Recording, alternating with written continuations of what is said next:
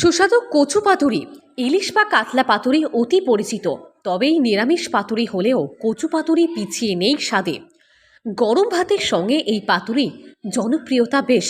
সামান্য কয়েকটি উপকরণে অল্প সময়ে তৈরি করা যেতেই পারে কচুর পাতুরি। এই বর্ষার মরশুমে গরম ভাতের সঙ্গে নিরামিষ কচু পাতুরির জুড়ি নেই। কলা পাতায় মোড়া পোস্ত শস্যের গন্ধমাখা সর্ষের ঝাঁঝ আর নারকেলের মিষ্টি স্বাদের এই নিরামিষ পদ চেটে পুচে খাবে পরিবারের ছেলেবুড়ো সকলেই। গাঁটি কচুর বিভিন্ন রেসিপি খাবার চল থাকলেও কচুর পাতুরি স্বাদে শ্রেষ্ঠ তা বলা যেতেই পারে। পাতুরি পাতুরি মানেই আমরা জানি ইলিশ পাতুরি বা কাতলার পাতুরি, কিন্তু আমরা আজকে যেটা বানাবো সেটা হচ্ছে নিরামিষ পাতুরি, কচুর পাতুরি। যেটা কচুটা সকলে হয়তো অনেকেই হয়তো পছন্দ করে না, কিন্তু এই কচুর সঙ্গে পোস্ত সর্ষে আর নারকেলের যে ফ্লেভার, নারকেল দিয়ে যে ফ্লেভার তৈরি হবে সেটা কিন্তু সত্যিই অসাধারণ।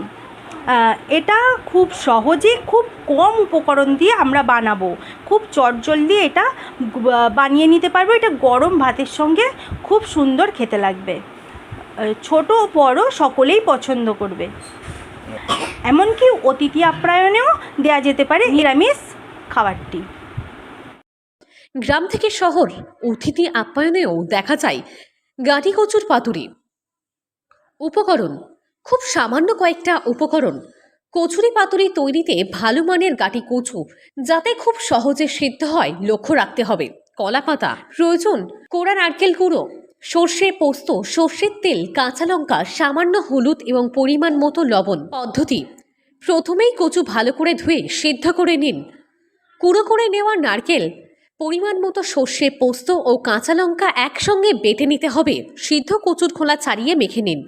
এবার বাটা উপকরণ ও কচু, লবণ, হলুদ ও সর্ষের তেল দিয়ে ভালো করে মিশিয়ে নিতে হবে সমস্ত উপকরণ।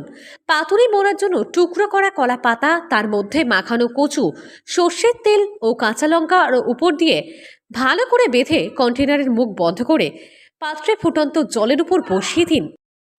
এটা তৈরি করতে মেন উপকরণ হিসাবে আমরা নিয়েছি কচু, নারকেল, সর্ষে পোস্ত ও কাঁচা লঙ্কা আর একটু সর্ষের তেল, এছাড়াও নুন আর হলুদ। প্রথমে আমরা কচুটাকে সিদ্ধ বসিয়ে দেব। সেই সময় আমরা পোস্ত, সর্ষে, নারকেল ও লঙ্কাটা ভালো করে মিহি করে বেটে নেব। বেটে নেওয়ার পর কচুটা সিদ্ধ হয়ে গেছে কি দেখে সেটা নামিয়ে সেটা ভালো করে মুলে নেব। মুলে নেওয়া হয়ে গেলে তাতে ওই বানিয়ে রাখা মশলাটা দিয়ে ভালো করে মাখিয়ে নিয়ে একটা কলা পাতার উপর দিয়ে সেটা ভালো করে মুড়ে নেব। নিয়ে একটা টিফিন কৌটোর মধ্যে সব পাতুরিগুলো দিয়ে গরম জলে বসিয়ে কিছুক্ষণ ভাপাতে দেব। কয়েক মিনিট রাখার পরেই তৈরি হয়ে যাবে আমাদের এই পাতুরি।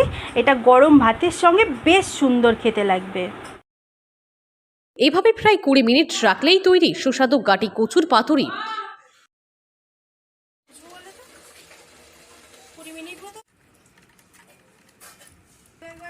হাওড়া থেকে রাকেশ মাইতির রিপোর্ট, লোকাল 18 বাংলা।